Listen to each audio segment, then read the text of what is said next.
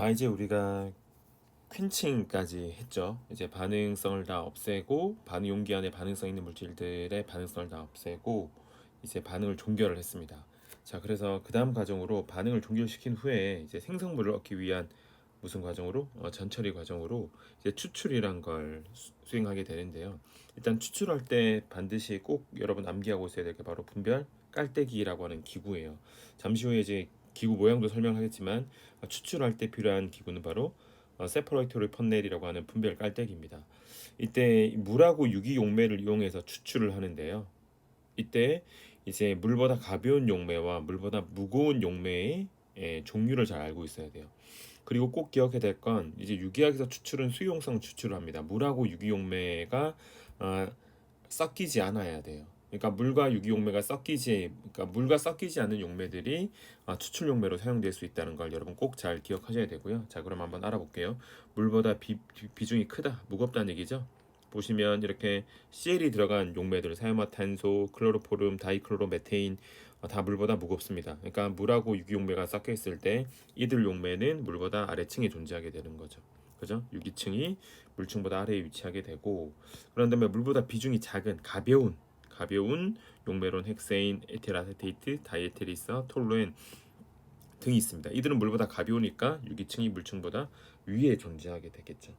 이때 우리가 원하는 주생성물이 보통 유기분자잖아요. 유기분자들은 바로 유기층으로 금속 화합물이나 이온성 화합물, 물에 대한 용해도가 좋은 것들은 물층으로 이동하게 되겠죠.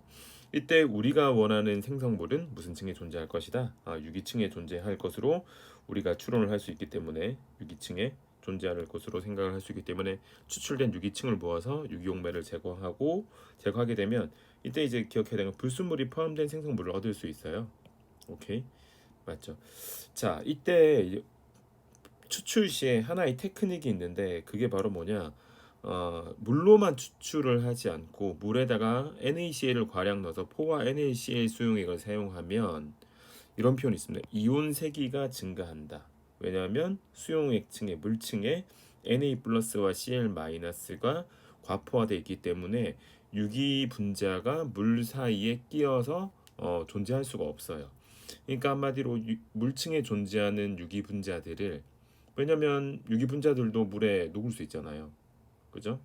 물과 친한 작용기들은 물에 녹잖아요. 그러니까 물층에 유기 분자가 녹아 있을 수 있으니 그 유기 분자가 내가 원하는 주생성물이라면 생성물의 수용률이 떨어지게 될 겁니다. 그러니까 수용액층에 있는 유기 분자를 다 유기층으로 보내야 돼요. 이때 사용하는 게 누구다? 포화 NaCl이다. 포화 NaCl이다. 맞죠? 그러면 이온 세기가 증가해서 수용액층에 존재하는 유기물이 무슨 층으로? 유기층으로 이동해서 주 생성물의 수용률을 높일 수 있고, 그리고 또 하나의 장점은 수용액층하고 유기층이 층 분리가 되게 애매하게 생기는 경우가 있어요. 눈으로 잘 관찰이 안 될 때가 있거든요. 그럴 때 포화 NaCl 사용하면 층 분리를 용이하게 해주게 됩니다.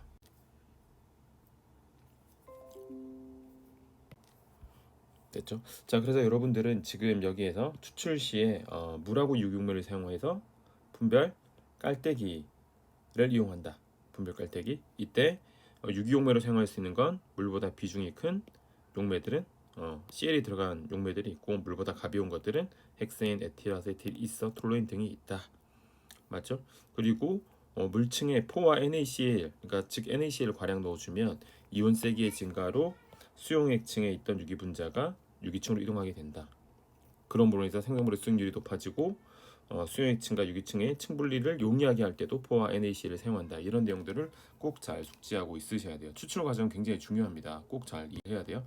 자, 그래서 지금 보시면 이 추출할 때 익스트랙션이라고 하죠. 분별 깔때기를 사용합니다. 분별 깔때기. 이때 비중이 작은 용매는, 그죠? 위에 존재할 테고, 비중이 큰 용매는 아래층에 존재하겠죠. 맞죠? 그래서 이 두 층 분리가 일어날 텐데, 그죠? 두 용매 사이에 이 층 분리 되었을 때 우리는 각각의 층을 이 비커를 통해서 얻어낼 수 있게 됩니다. 분리할 수 있게 되죠. 그래서 보통 이제 이렇게 간단하게 좀 설명을 해보자면, 이 분별 깔때기 안의 모양을 일반화해서, 자, 일단 이 분별 깔때기 안에 여기가 물층 수용액이라고 하면 이쪽이 물보다 무거운 용매들 이런 것들이 존재합니다. 맞죠? 여기는 물보다 가벼운 것들 헥세인, ET2O 그리고 에틸아세테이트 이런 것들을 사용합니다. 됐죠? 그래서 외우기 쉽잖아요. CL이 들어가 있다. 여기 이렇게 물보다 무겁다. 그리고 나머지는 외우셔야 돼요. 헥세인, 탄도사슬로만 이루어져 있죠. 다이에틸 있어. 에틸아세테이트는 물하고 섞이지 않습니다. 그래서 물하고 섞이지 않는 용매가 이렇게 층분리가 일어나겠죠. 이런 층분리가 일어나게 되면 그죠? 이렇게 조합으로 할 수도 있고 또는 어떻게 이렇게 조합으로 할 수도 있게 됩니다. 그래서 보통 불순물이 포함된 유기분자, 그러니까 내가 원하는 생성물이만 얻어지는 게 아니잖아요. 추출 시에는 불순물도 포함되어 있을 거라고요. 내가 원하는 생성물과 불순물들이 다 무슨 층에 존재할 거다. 대부분 유기분자들은 유기층에 존재하게 될 것이다. 이렇게 여러분 이해를 해주시면 되겠습니다. 그래서 분별 깔때기 모양 다시 한번 보겠지만 잘 기억하시고 추출 시에 사용하는 기구 그리고 물하고 유기용매가 섞이지 않는 걸 이용해서 유기분자들은 유기층으로 수용성 물질들은 물층으로 이동시키어서 각각 분리하는 것을 우리가 추출이라고 한다. 이렇게 이해를 해주시면 되겠습니다. 자, 그러면 지금 다시 추출에 대한 기본적인 컨셉인데요. 지금 분별 깔때기가 여기 보이시죠? 그리고 여기가 유기층이고 여기가 유기층이고 여기가 수용액층이죠. 에큐어스 레이어라고 됐으니까 이 유기분자들도 실제로 전처리를 할 때 퀸칭을 할 때 물을 넣잖아요. 반응 용기 안에. 우리가 반응 용기에 반응을 하고 있었어요. 그죠? 이렇게 반응 용기에 리액션을 하고 있었죠. 그죠? 리액션을 하고 있었고 나중에 전처리할 때 보통 여기다가 물을 집어넣잖아요. 그죠? 그런 다음에 이 솔루션을 어디에다가 여기다가 집어넣어요. 그죠? 그럼 유기분자들이 어디에 녹아있을 수 있죠? 물중에 녹아있을 수 있죠. 그런 다음에 여기다가 오게닉 솔벤트를 집어넣는 겁니다. 유기용매, 뭐 추출용매. 지금 물보다 가벼운 거니까 뭐 헥세인, 에틸아세테이트, 다이에틸이스터 같은 용매를 넣으면 이런 층분리가 일어나겠죠. 근데 지금 보면 내가 원하는 생성물은 지금 캔칭하고 전처리 과정을 거쳤기 때문에 수용액층에 존재할 수도 있죠. 그러니까 여러분 이 분별 깔때기 안에 유기용매를 집어넣은 다음에 막 흔들어요. 막 흔든 다음에 물하고 유기용매 막 섞이겠죠. 그러면서 유기 컴파운드들이 어느 층으로 추출되게 된다. 유기층으로 추출되게 된다. 맞죠? 수용액층에 있던 유기분자들이 무슨 층으로? 유기층으로 이동하게 될 것이다. 그래서 추출하기 전에는 수용액층에 있었는데 추출 후에는 무슨 층으로? 유기층으로 내가 원하는 생성물과 뭐 불순물인 유기분자들이 이동하게 되었다. 이렇게 여러분 생각을 해주시면 되겠습니다. 자, 그래서 지금 보시면 여기 분별 깔때기가 있어요. 그죠? 이 분별 깔때기를 클램프에다 이렇게 매달아 오링이라고 부르는 클램프에다 매달아 둔 겁니다. 맞죠? 여기 이제 반응 리액션 믹스처를 전처리해가지고 캔칭해서 분별 깔때기 안에 넣은 거죠. 맞죠? 그럼 여기 뭐 유기용매하고 물이 섞여 있을 겁니다. 반응 유기용매와 물이 섞여 있을 것이고 여기다 내가 추출하고자 하는 용매를 부어요. 이렇게. 이때 얘는 당연히 이 물과 섞이지 않는 용매여야겠죠. 그래서 그런 다음 막 쉐이킹합니다. 이렇게. 보통 샤프로테 펀넬 분별 깔때기를 뒤집어서 위아 상하로 막 이렇게 흔들어줘요. 그럼 물하고 유기용매가 막 섞이겠죠. 맞아. 그런 다음에 충분히 흔들어 준 다음에 다시 오링에다가 분별 깔때기를 넣고 층분리 될 때까지 기다립니다. 층분리가 되면 이제 비커를 이용해서 각각의 층을 얻어내면 되는 거예요. 아시겠죠? 자, 이때 여러분이 추출할 때 이 지금 보면 두 손을 이제 세퍼레이트 펀넬을 이제 잡은 다음에 흔들잖아요. 이렇게 하다 보면 여기에 내부 압력이 증가하게 됩니다.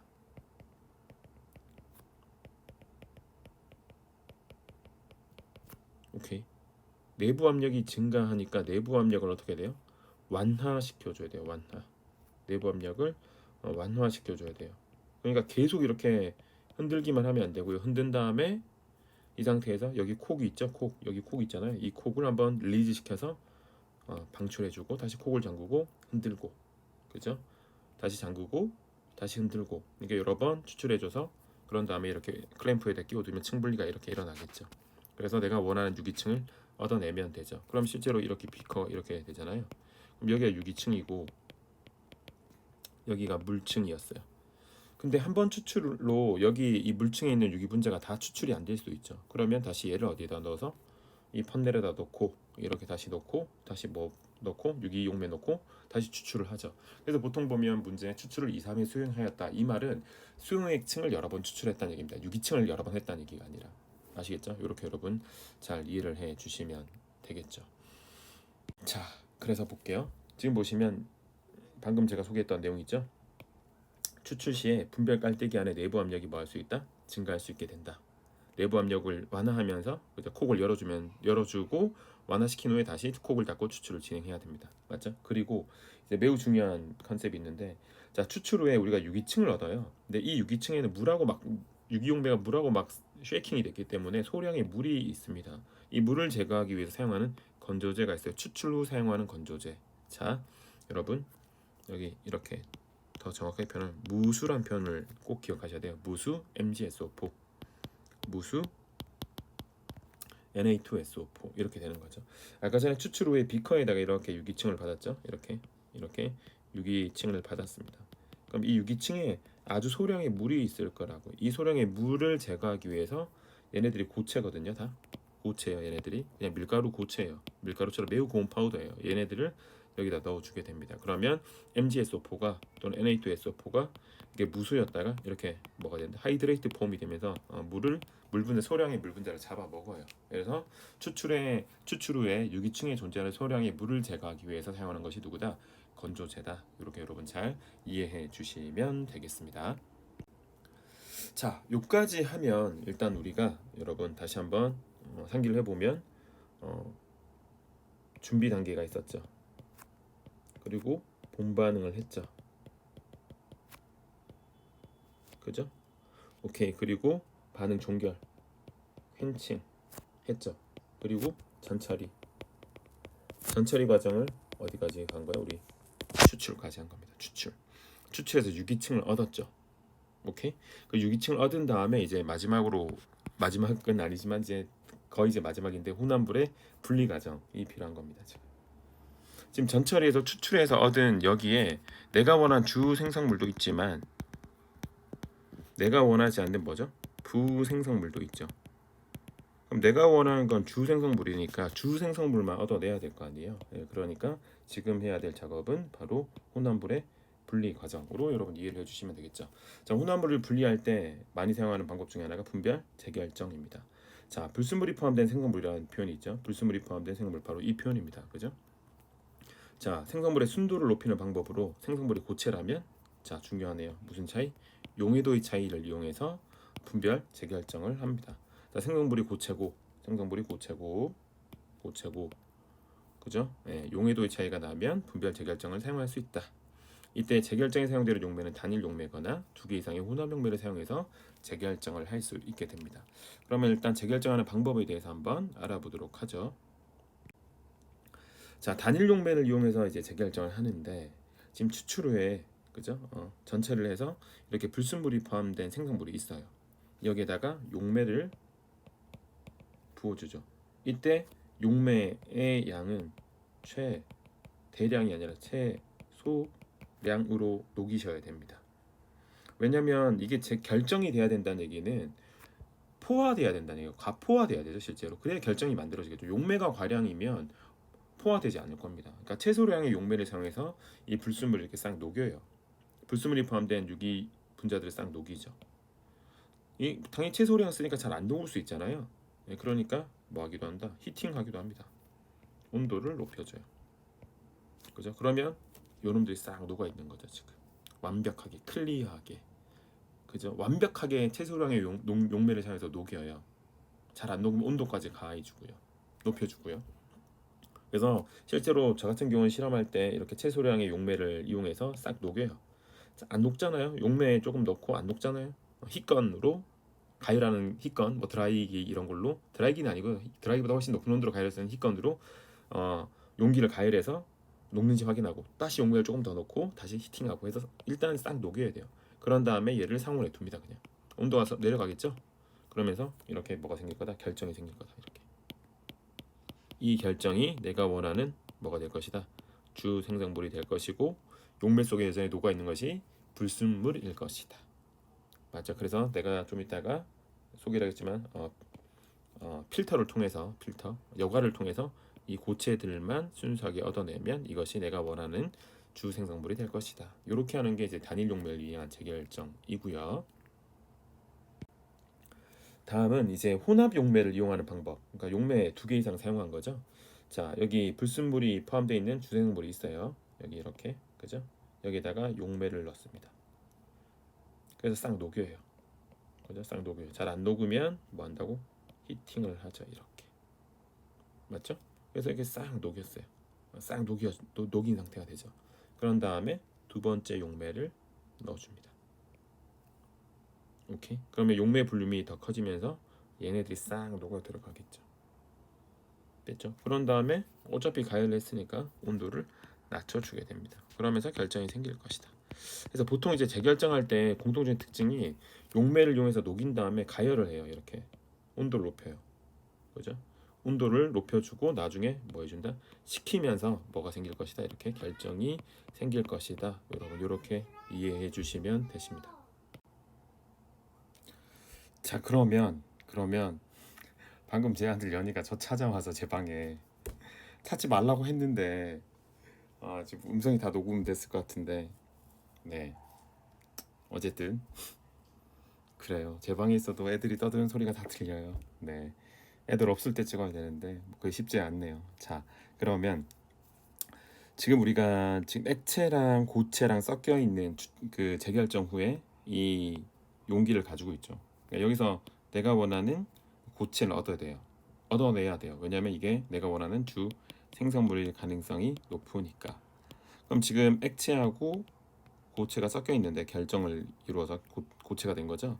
이걸 분리해야 되잖아요. 이 분리할 때 어떻게 할 것인가에 대한 얘기입니다. 다음 얘기는.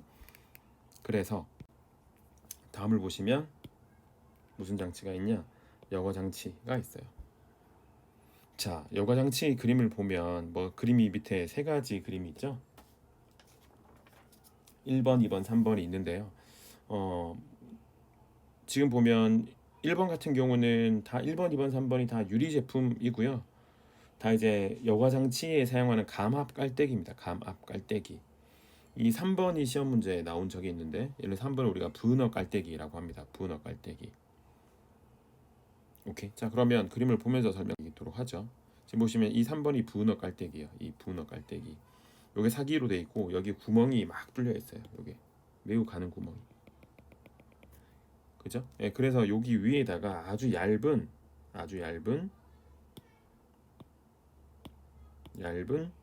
거름 종이를 깔게 되는 겁니다. 이렇게 거름 종이를 딱 이렇게 깔아요. 오케이. 이런 2번 같은 플라스틱에는 여기 이미 이런 뭐라고 해야 되나 필터가 그냥 장착이 되어 있는 깔때기도 있습니다.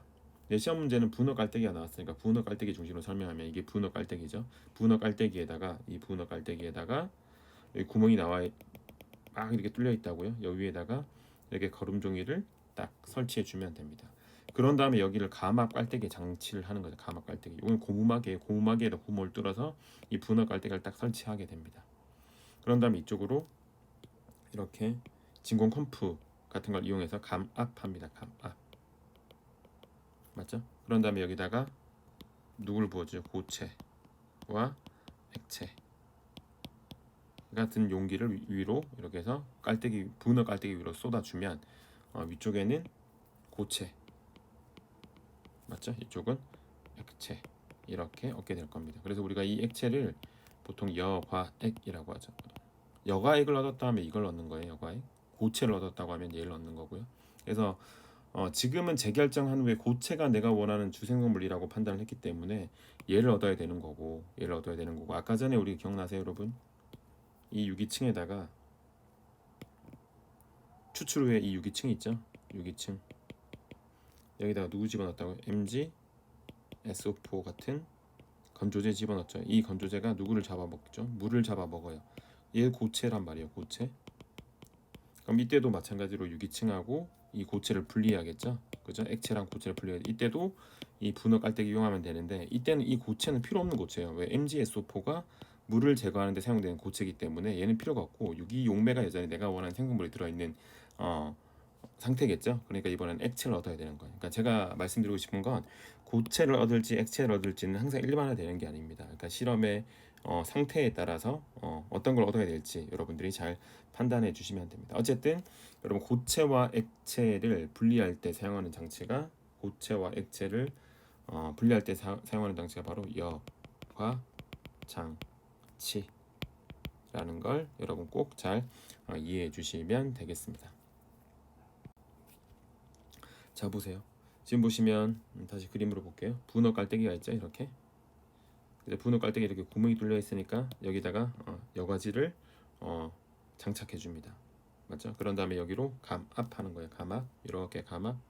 수도꼭지 또는 진공 펌프 이용해서 이렇게 감압시켜 주면 여기다가 이렇게 고체하고 액체를 부어주면 여과지 위에는 고체, 이 깔때기 삼각 플라스크 내부에 있는 이 삼각 플라스크, 이 가마 플라스크 내부에 있는 삼각 플라스크에는 액체가 모이게 된다. 그래서 이 장치를 우리가 여과 장치라 하니까 이 여과 장치의 컨셉도, 그죠, 전체적인 모양도 머릿속에 잘 숙지를 해주시면 되겠습니다. 아시겠죠? 자, 그러면 두 번째, 이제 우리가 혼합물에서 내가 원하는 주 생성물을 얻기 위해서 최종 생성물의 구조가 상태가 액체라면 이제 뭐 하면 된다? 끓는 점의 차이를 이용해서 증류법을 이용하면 된다. 끓는 점의 차이, 증류법, 맞죠? 자, 그러면 증류 장치를 한번 살펴볼 텐데요. 자, 증류 장치는 두 가지로 꼭 기억하셔야 돼요. 심플 디스틸레이션과 프랙셔널이 있죠. 이 심플 디스틸레이션은 우리가 보통 단순 증류라고 합니다. 프랙셔널 디스틸레이션은 보통 분별 증류라고 해요. 이 두 증류 장치의 차이점을 잘 이해하는 게 굉장히 중요한데요. 지금 혼합물이 여기 반응 용기 안에 들어 있습니다. 여기 혼합물이죠. 그러니까 이게 가열을 해야 되니까 이 가열하고 있는 거죠. 열온 알콜 램프. 물론 알콜 램프 주로 이용하지 않지만 일단은 열온에서 가열을 합니다.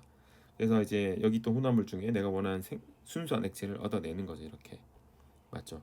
이때 뭐 당연히 필요한 게 가열해야 하니까 기화시켜서 이제 분리해내는 거니까 냉각기가 필요합니다. 냉각기. 컨덴서라고 했죠. 이때 순행식 냉각을 하는데 찬물 이용해서 합니다. 이때 찬물을 보통 수도꼭지에 연결시켜서 하죠. 보통의 실험실은 물의 진행 방향을 다시 한번 잘 여러분 체크해 주시면 이렇게 아래쪽에서 이렇게 가야 돼요. 반드시. 그래야지만 여기서 물이 들어가서 이렇게 올라가서 이렇게 빠져나와요. 화살표도 이렇게 돼 있죠. 찬물이 들어갔다가 이쪽으로 나오게 된다. 이렇게. 그래야지만 냉각 효율이 극대화된다. 이렇게 여러분 생각을 해주시면 되고, 이 지금 단순 증류와 분별 증류의 가장 큰 차이는 이 혼합물이 들어있는 이 플라스크가 단순 증류인 경우에는 바로 냉각기랑 직접 연결돼 있어요. 직접 연결돼 있죠. 냉각기랑 혼합물이 들어있는 플라스크가. 그런데 이 분별 증류 같은 경우는 이 반응 용기하고 냉각기 사이에 다시 유리관 하나가 들어있습니다. 이 유리관의 세팅 유무의 차이가 바로 단순 증류냐 분별 증류냐예요. 그래서 이 혼합물이 바로 냉각기 안에 끓어서 기화된 다음에 냉각기 안에 들어가면 단순 증류고요. 유리관 하나를 더 통과하고 여기 유리관 하나 더 통과하고 냉각기 속으로 들어가면 그때는 분별 증류가 된다는 것 여러분 잘 이해해 주시면 되겠습니다. 그죠? 그래서 단순 증류와 분별 증류의 세팅의 차이를 좀 잘 이해하셔야 되고, 좀 더 세부적인 걸 한번 보면 여기가 지금 단순 증류죠. 여기 혼합물이 있죠. 바로 냉각기 안에 들어갑니다. 바로 냉각기 안. 그리고 물의 진행 방향 다시 한번 잘 확인해 주시고요. 그리고 여기 보면 끓임 쪽이라고 돼 있죠. 이게 약간 돌멩이 아니면 유리 조각 같은 거 넣는데요. 이 가열하다 보면 얘가 급격하게 끓어오르는 경우가 있어요. 그럼 급격하게 끓어서 이게 넘어갈 수 있겠죠. 이런 것을 방지하기 위해서 범핑하는 걸 방지하기 위해서, 갑자기 끓어오는 걸 방지하기 위해서 끓임 쪽을 만든다. 이렇게 여러분 생각해 주시면 되겠습니다. 자, 이게 단순 증류예요. 단순 증류. 바로 혼합물이 있는 플라스크에서 바로 냉각기 속으로 들어가게 된다. 이게 바로 단순 증류고, 그럼 분별 증류는 어떤 차이가 있냐? 이 분별 증류는 프랙션이라고 한다고요. 프랙셔널 디스틸레이션. 여기 끓임 쪽 넣은 혼합물 액체가 있죠. 그죠? 여기에서 가열하자 이렇게 올라가죠. 여기 유리관이 있다고 하죠. 유리관이에요. 그냥 유리관. 여기에 유리관에 이렇게 벽면에 이렇게 오돌도돌하게 이렇게 유리 조각들이 붙어 있다고 생각하셔도 됩니다. 됐죠? 자, 그래서 지금 끓는 점 이상으로 가열하면 액체가 끓어오르겠죠. 이렇게 끓어올랐다가 바로 냉각기 안으로 들어가는 것이 아니라 다시 무슨 관을 통한다? 유리도관. 이 비거러스 펀넬이라고 하고 여러 가지 이름으로 사용되는데 일단 유리관이라 생각하시면 돼요. 이렇게 올라갔다가 유리관에 닿으면 이 표면적이 넓겠죠. 이렇게 돌기가 이렇게 나와 있기 때문에 표면적이 넓어진 거죠. 그래서 여기 올라갔다가 다시 밑으로 떨어져요. 오케이? 올라갔다 떨어지고 올라갔다 떨어지고 이런 효과를 보입니다. 그럼 이런 효과가 어떤 장점이 있냐? 끓는 점이 유사한 분자들, 크게 차이 나지 않는 분자들은 분별 증류하면 섞여서 나와요. 증류액이 혼합물 상태로 나오는 경우가 왕왕 있는데 이 프랙셔널 디스틸레이션을 하게 되면 끓는 점이 비슷하다 할지라도 이 유리관에 의해서 끓는 점이 비슷한 분자가 결국 분리가 되게 됩니다. 비슷한 두 액체가 끓는 점이 비슷한 두 액체가 이렇게 용기 안에 섞여 있다가 그죠? 요렇게 하고 지금 요렇게 섞여 있다가 지금 끓어오르겠죠. 쭉 그죠? 끓어오르겠죠. 끓어오르다가 비슷하니까 비슷하게 끓어오를 수 있지. 근데 그거는 이 두 액체 중에 끓는 점이 조금이라도 낮은 애는 통과하지만 이렇게 통과하지만 그죠? 끓는 점이 조금이라도 높은 놈은 올라갔다가 이 표면적이 굉장히 넓잖아요. 여기서 다시 밑으로 떨어지게 됩니다. 그래서 보통 이 분별 증류의 장점은 끓는 점이 크게 차이 나지 않는다. 뭐 70도 미만으로 난다. 이 몇 도라 정확히 딱 단정 짓기는 힘들어요. 끓는 점 차이가 상대적으로 크지 않을 때, 뭐 저는 대략 70도 정도로 보는데 70도 정도 이하 차이 나면 보통 플렉셔널 디스틸레이션 하는 것이 조금 더 효과적이다. 이렇게 여러분 생각을 해주시면 되고 세팅의 장치 여러분 이게 시험 문제 나왔어요. 본고사 문제 요 장치요. 요거 유리관. 그래서 유리관이 이렇게 있고요. 기출 문제 봐보시면 이렇게 유리관이 있고 그냥 밋밋한 유리관이 아니라 여기에 이렇게 성형이 돼 있어요. 유리 오돌도돌하게 이렇게 됐죠. 이런 컬럼을 장치하게 된다는 것 여러분 이해해 주시면 되겠습니다. 그래서 단순 증류와 분별 증류의 차이점을 여러분 잘 이해하는 거 매우 중요해요. 오케이, 자 이렇게 넘어가도록 하죠. 자 이제 증류법에 대해서 얘기를 했고 이제 마지막인데요. 이제 관 크로마토그래피, 컬럼 크로마토그래피예요. 자 실험실에서 가장 많이 사용하는 게 바로 관 크로마토그래피입니다. 자 일반적으로 고정상이 극상이다 SiO2 그죠? 정상 노멀 페이스 크로마토그래피라고 하고 이 경우에 잘 봐야 돼요. 중요해요. 극성이 작은 시료가 그죠? 고정상과 상호작용이 작겠죠. 그래서 시료관을 컬럼관을 먼저 빠져나온다. 오케이. 그러니까 극성이 작은 시료가 먼저 용출되고 극성이 큰 시료는 SiO2랑 상호작용이 크니까 늦게 용출됩니다.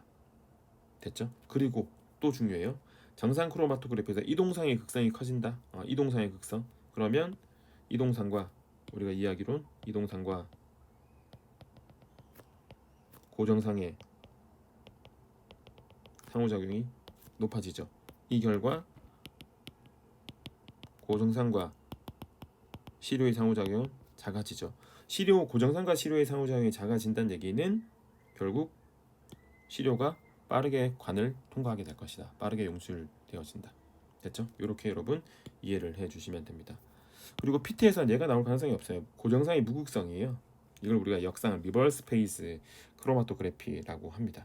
맞죠? 근데 역상은 거의 사용할 수가 없으니까 우리는 정상만 잘 이해해 주시면 되고 만에 하나 나오면 정상 크로마토그래피의 반대가 되는 겁니다. 반대. 근데 크게 중요하진 않아요. 됐죠? 자, 그래서 이게 관 크로마토그래피의 기본적인 원리고요. 자, 세팅되는 모양을 한번 보죠. 여러분 이게 유리관이에요. 그래서 이게 관이에요. 관 유리관. 그죠? 유리관에 지금 여기 유리솜을 솜을 넣는데요. 요즘에는 뭐 제가 학교 다닐 때만 하더라도 여기에 이미 필터가 장착돼 있어요. 그죠? 여기에다가 이제 누굴 넣어주게 되냐? 이렇게 지금 알루미늄이라고 돼 있죠? 알루미늄 또는 우리가 공부했던 극성 고정상을 채우는 겁니다. 맞죠? 오케이. 그런 후에 여기에다가 내가 분리해 가져온 혼합물을 조심히 올려두는 겁니다. 이때 실제로 이 고정상을 이렇게 패킹하죠. 관에다가 이 고정상이 매우 고운 파우더예요. 실제로. 그러니까 이거에다가 이제 이 시료 혼합물을 로딩하다 보면 넣다 보면 이 고정상이 이렇게 파이기도 하거든요. 워낙 얘네들이 부드러우니까. 그래서 이 파이는 걸 방지하기 위해서 이 고정상과 이 시료 사이에 뭘 깔아주기도 하냐? 바다 모래를 깔아주기도 합니다. 바다 모래. 바다 모래를 까는 이유는 이 시료를 갖다가 혼합물을 갖다가 로딩할 때 스포이드 가지고 이렇게 로딩을 할 때 이 알루미늄이나 SiO2 고정상이 매우 고우니까 파이는 걸 방지하기 위해서 바다 모래를 세팅해 줍니다. 그죠? 오케이. 이렇게 준비를 한 다음에 이제 여기 용매 이동상이죠. 이동상을 부어 주는 거죠. 그러면 이동상이 혼합물을 녹여서 가지고 내려오면서 혼합물들을 분리하기 시작하게 될 겁니다. 그래서 비커나 시험관 이용해서 계속 이렇게 액체를 받아내는 거죠. 그래서 이 관의 크기에 따라서 이 시험관을 한 100개 받기도 하고요. 뭐 몇백 개 받기도 하고 적게는 뭐 몇십 개 받기도 합니다. 그래서 컬럼을 이렇게 하게 되는 거죠. 다시 한번 잘 생각해 보세요, 여러분. 지금 여기에 SiO2가 있습니다. 그죠? 관을 제가 이렇게 그렸어요. 이렇게. 여기 SiO2가 있어요. 지금 분리가 되기 시작하겠죠. 여기 이렇게 그죠? 이렇게 세 가지의 이제 제가 혼합물을 각각의 색깔로 표시했죠. 맞죠? 이게 관이니까 이렇게 관 이렇게 여기도 kok이 있고. 그럼 당연히 극성을 비교해 보시면 극성 여기 SiO2라고 했죠. 제가 SiO2 이게 극성이잖아요. 극성끼리 친하잖아요. 당연히 극성의 크기를 확인해 보라고 하면 당연히 얘가 1등이죠. 1등 극성이 가장 크다. 왜? 가장 느리게 용출되니까. 얘가 3등이죠. 꼴등. 맞죠? 그래서 색깔별로 하면 여기가 빨간색, 그런 다음에 여기 노란색, 그리고 초록색, 녹색인가요? 자, 이렇게 하면 당연히 우리는 이렇게 극성이 크다. 이렇게 우리는 이해할 수 있게 됩니다. 그래서 극성이 큰 시료가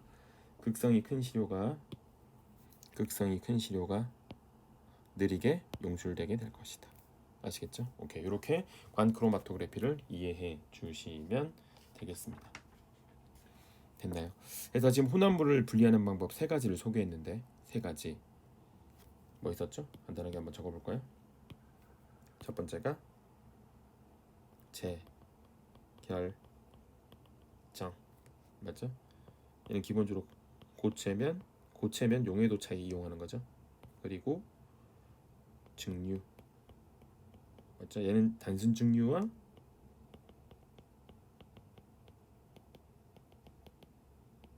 분별 증류가 있는데 얘는 기본적으로 BP 차이, 그죠? 그리고 크로마토그래피가 있는데 얘는 쉽게 표현하면 그 화합물들의 극성 이용한 거죠. 극성. 그죠? 극성이 크냐 작냐, 극성의 차이를 이용해서 우리가 혼합물을 분리할 수 있게 됩니다. 그래서 여러분 이거 중요하니까 꼭 머릿속에 잘 숙지하고 있으셔야 해요. 자, 그러면 여러분 거울상 이성체 잘 아시죠? 거울상 이성체가 섞여 있는 라세미 혼합물은 실리카제 크로프로 분리할 수가 없어요. 얘는 반드시 무슨 고정상? 카이랄 고정상을 이용할 때만 뭐 할 수 있다? 분리할 수 있게 된다. 카이랄 고정상의 구조는 알 필요가 없어요. 제가 알기로 고분자 형태라서 우린 전혀 알 수 없으니까 용어만 아시면 돼요. 카이랄 고정상을 이용한 컬럼을 우리가 카이랄 크로마토그래피, 맞죠? 그러면 라세미 혼합물은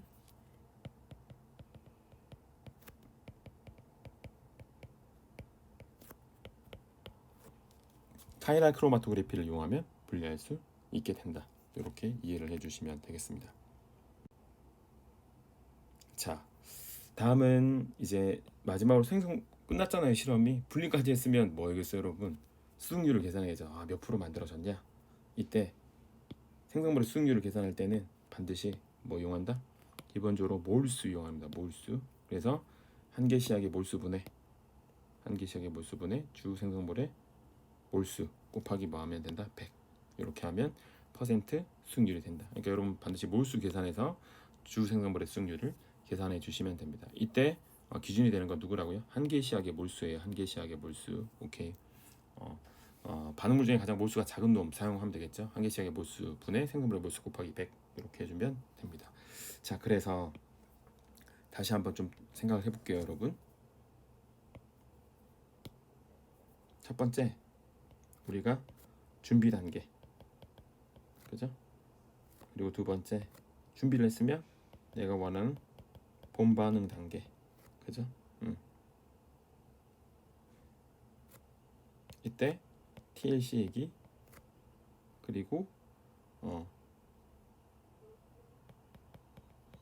가열 환류라고 하는 리플럭스 얘기를 했었죠. 그래서 각각에서 이해해야 될 거, 숙지해야 될 거 다 기억하셔야 되고, 그런 다음에 종결, 퀸칭, 그죠? 그래서 어떻게 종결할 것이냐, 산조건으로 할 거냐, 미조건으로 할 거냐, 환원성 종결을 할 거냐, 산화성 종결을 할 거냐, 이런 것들 잘 이해할 수 있어야 돼요. 다음에 전처리. 이때가 가장 중요한 게 뭐였다고요? 추출, 분별 깔때기 얘기, 포화 NaCl 얘기 이런 것들 다 잘 숙지하셔야 돼요. 뭐 건조제 이야기, 추출하는 테크닉들, 그죠? 뭐 벤틸레이션 시켜야 된다, 내부 압력 완화 시켜야 된다, 이런 것들. 물하고 용매를 사용할 때 물과 섞이지 않아야 된다, 이런 내용들. 자, 그런 다음에 다섯 번째죠.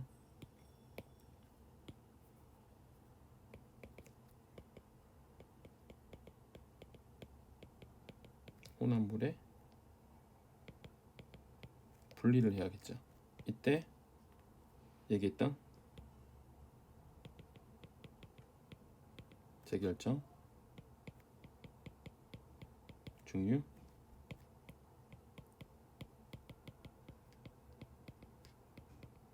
크로마토그래피, 맞죠? 네, 이렇게 여러분 혼합물을 분리해서 내가 원하는 주생성물을 얻어내고, 그런 다음에 마지막으로 여섯 번째, 생성물 얻었으니까 뭘 계산해 주면 된다? 수득률 계산해 주면 된다. 일단 요까지가 이제 우리가 했던 내용들입니다.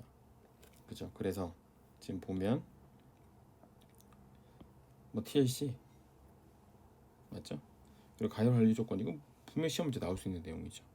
그리고 종결할 때 어떻게 종결할 것이냐, 그죠? 그리고 추출 과정에서 어떤 기구 사용해야 되냐,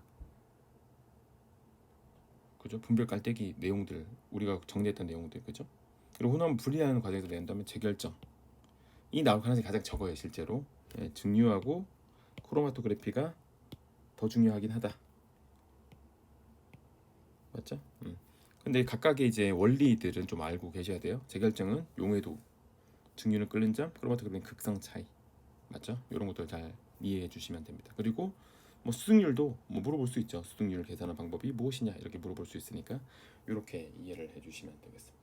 자, 지금까지 기본적인 실험에 대한 내용들, 뭐 시간의 순서에 따라서 이렇게 정리를 해봤어요.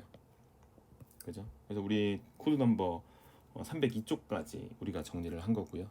이제 다음 시간에는 이제 유기 기구들, 유기 실험실에 사용하는 기구들에 대한 내용들을 소개해 보도록 하겠습니다.